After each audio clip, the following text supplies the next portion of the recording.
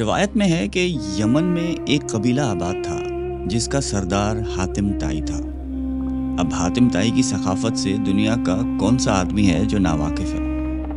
رسول اللہ صلی اللہ علیہ وآلہ وسلم کے زمانے میں کچھ لوگ جب قید ہو کر آئے اور آپ علیہ السلام کو یہ پتہ چلا کہ ان قیدیوں میں حاتم طائی کے قبیلے کی ایک خاتون بھی ہیں، تو حضور پاک صلی اللہ علیہ وآلہ وسلم نے ارشاد فرمایا کہ خاتون کو رہا کر دیا جائے۔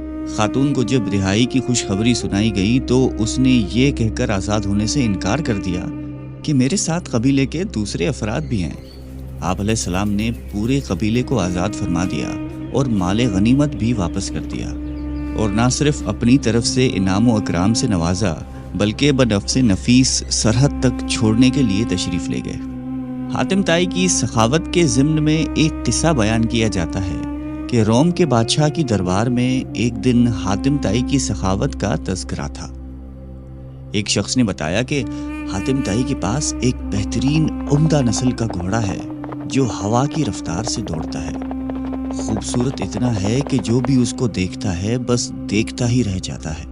حاتم طائی اور اس کے گھوڑے کی تعریف سن کر بادشاہ بولا کہ جب تک کسی آدمی کو آزمایا نہ جائے اس وقت تک اس کے بارے میں کوئی رائے قائم کرنا عقل اور شعور کے خلاف ہے۔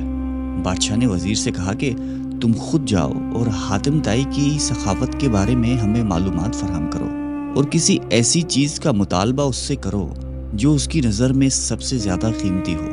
دربار میں ایک درباری نے کہا کہ حاتم طائی کے لیے سب سے زیادہ عزیز اور سب سے زیادہ قیمتی سبا رفتار ایک گھوڑا ہے۔ بادشاہ کو درباری کی یہ بات پسند آئی اور اس نے وزیر سے کہا کہ تم خود حاتم طائی کے پاس جاؤ اور اس سے وہ گھوڑا مانگ لاؤ۔ اگر وہ گھوڑے کا ایثار کر دیتا ہے تو حاتم طائی یقیناً سخی ہے۔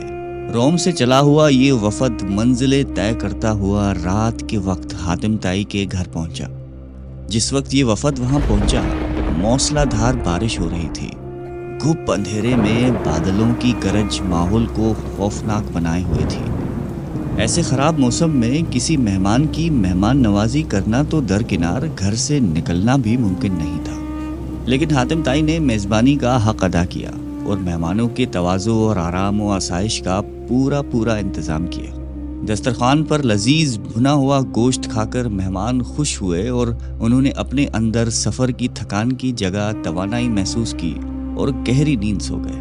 صبح کے وقت جب بارش تھم چکی تھی تو ہر چیز دھلی ہوئی اور صاف نظر آ رہی تھی۔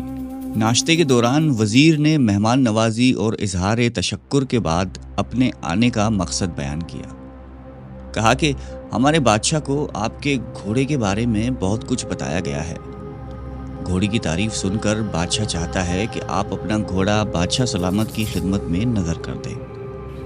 وزیر کی بات سن کر حاتم افسوس کے ساتھ ہاتھ ملنے لگا اور بہت افسردہ ہو کر بولا، اگر آپ گھوڑا ہی لینے آئے تھے تو یہ بات آتے ہی مجھے بتا دینی چاہیے تھی، لیکن اب میں مجبور ہوں، اس لیے کہ میرا پیارا گھوڑا اس دنیا میں نہیں ہے۔ آپ کو تو پتا ہے کہ پوری رات طوفانی بارش برستی رہی۔ میرے لیے یہ ممکن نہیں تھا کہ چراگاہ یا کسی اور جگہ سے کوئی جانور منگوا سکتا، لہٰذا میں نے اپنے گھوڑے کو ذبح کر دیا اور اسی کا بھنا ہوا گوشت دسترخوان کی زینت بنا تھا۔ وزیر حاتم طائی کی یہ بات سن کر حیران رہ گیا۔ بادشاہ سلامت کو جب یہ سارا واقعہ جا کر سنایا تو اس نے بھی حاتم طائی کی سخاوت کی بڑی تعریف کی۔ قبیلہ بنی طے کے سردار حاتم طائی کے بارے میں یوں رقم ہے کہ ایک بادشاہ نے حاتم طائی کی اتنی شہرت سنی کہ بادشاہ نے محسوس کیا کہ اس کی شہرت، اس کا نام اور اس کی عزت حاتم طائی سے کم ہے۔ بادشاہ کا دل بغض اور حسد سے بھر گیا۔ اس کے دل میں یہ وسوسہ آ گیا کہ جب تک حاتم زندہ ہے مجھے حاتم سے زیادہ عزت و شہرت نہیں مل سکتی۔ شیطانی ذہن کو استعمال کرتے ہوئے اس نے ایک چالاک، فساد پسند اور لالچی شخص کو اس بات پر مامور کیا کہ وہ حاتم کو قتل کر کے اس کا سر اٹھا لائے۔ کرائے کا یہ دہشت گرد اور قاتل شخص اپنے ترکش کو تیروں سے بھر کر اور تیز دھار تلوار کو میان میں رکھ کر حاتم طائی کے ملک کی طرف روانہ ہو گیا۔ جب وہ حاتم طائی کے علاقے میں پہنچا تو اس کی ملاقات ایک خوش گفتار، خوش مزاج اور بڑے ہی پرسکون شخص سے ہوئی۔ یہ شخص کرائے کے قاتل کو مسافر سمجھ کر اپنے گھر لے گیا اور ایسے پیار اور خلوص سے اس کی تواضع کی کہ کرائے کا قاتل اس کا گرویدہ ہو گیا۔ دوسرے دن جب مہمان نے رخصت ہونا چاہا تو خوش گفتار اور خوش اخلاق میزبان نے اصرار کیا کہ مہمان ابھی چند روز اور قیام کرے اور مزید خدمت کرنے کا موقع دے۔ کرائے کے قاتل کے دل میں میزبان کی تکریم اور بڑھ گئی۔ اس نے کہا کہ مجھے ایک ضروری کام درپیش ہے، اس لیے میں زیادہ دن نہیں ٹھہر سکتا۔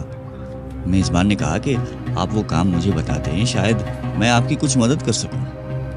کرائے کے قاتل نے رازداری سے کہا کہ بادشاہ نے مجھے حاتم طائی کو قتل کرنے کا حکم دیا ہے، اس کے سر پر بڑا انعام مقرر کر دیا ہے۔ اگر آپ حاتم طائی کو جانتے ہیں تو مجھے اس کا پتہ بتا دیں۔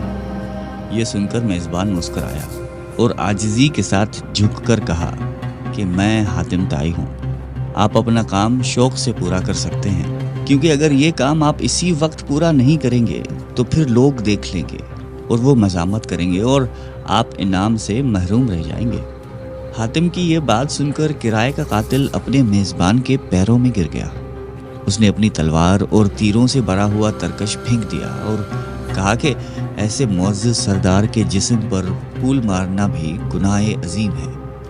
سخاوت کے بارے میں ایک مجلس میں حضور قلندر بابا اولیاء رحمۃ اللہ علیہ نے فرمایا کہ ایک شخص حضور صلی اللہ علیہ وآلہ وسلم کی خدمت اقدس میں حاضر ہوا اور اس نے عرض کیا کہ یا رسول اللہ، مجھے شہد چاہیے۔ آپ علیہ السلام نے فرمایا کہ عثمان کے پاس چلے جاؤ۔ جب یہ شخص حضرت عثمان رضی اللہ تعالیٰ عنہ کی خدمت میں پہنچا تو وہاں بہت سارے اونٹ بیٹھے ہوئے تھے اور گیہوں کی بوریاں لادی جا رہی تھی۔ اس شخص نے دیکھا کہ ایک بوری کا منہ کھل گیا اور اس میں سے چند کلو گیہوں زمین پر گر گئی۔ حضرت عثمان رضی اللہ تعالیٰ عنہ نے جب یہ دیکھا تو انہوں نے اپنے ملازم سے باز پرس کی اور اس کو ڈانٹا ٹپٹا کہ یہ گیہوں زمین پر کیوں گرا ہے۔ آنے والے شخص نے یہ دیکھ کر واپسی کا فیصلہ کیا اور پھر آپ علیہ السلام کی خدمت میں حاضر ہوئے اور فرمایا کہ یا رسول اللہ، مجھے شہد چاہیے۔ حضور اقدس صلی اللہ علیہ وآلہ وسلم نے پھر یہی ارشاد فرمایا کہ عثمان کے پاس چلے جاؤ۔ سوالی شخص نے ساری کارگزاری بتائی۔ آپ علیہ السلام نے پھر بھی فرمایا کہ عثمان کے پاس چلے جاؤ۔ یہ شخص دوبارہ حضرت عثمان غنی رضی اللہ تعالیٰ عنہ کی خدمت میں حاضر ہوا اور ان کے ملازم سے شہد مانگی۔ ملازم نے حضرت عثمان رضی اللہ تعالیٰ عنہ سے کہا کہ اس آدمی کو شہد چاہیے۔ حضرت عثمان غنی نے فرمایا کہ اسے شہد دے دو۔ ملازم نے برتن مانگا۔ آنے والے شخص نے کہا کہ میرے پاس تو برتن نہیں ہے۔ ملازم نے پھر حضرت عثمان غنی رضی اللہ تعالیٰ عنہ سے عرض کیا کہ حضور، اس کے پاس تو شہد لینے کے لیے برتن ہی نہیں ہے۔ حضرت عثمان غنی نے فرمایا کہ شہد کا کپا اٹھا دو۔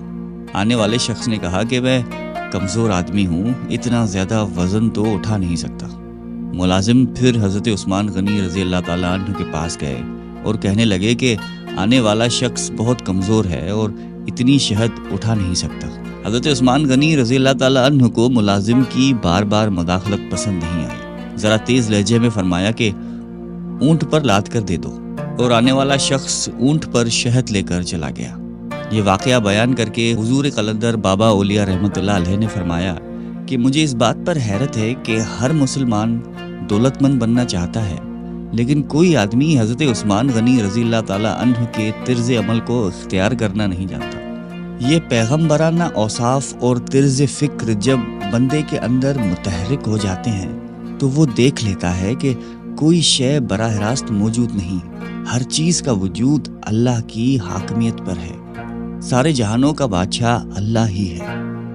انسان زندگی میں جس چیز کو حاصل کرنا چاہتا ہے تو ضروری یہ ہے کہ اس چیز سے متعلقہ لوگوں کی صحبت اختیار کی جائے، مگر ہم شیطان کی قربت کے کوگر ہیں تو شیطان کے اوصاف پسند کرتے ہیں، اور اگر ہم رحمان سے قریب ہونا چاہتے ہیں تو رحمان کی صفات اختیار کرنی ہوں گی۔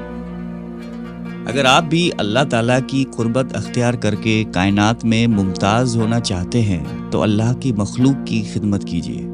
بلا شبہ محبت رکھنے والے لوگ اللہ کے دوست ہوتے ہیں، اور دوست پر دوست کی ہمیشہ نوازش ہوتی ہے۔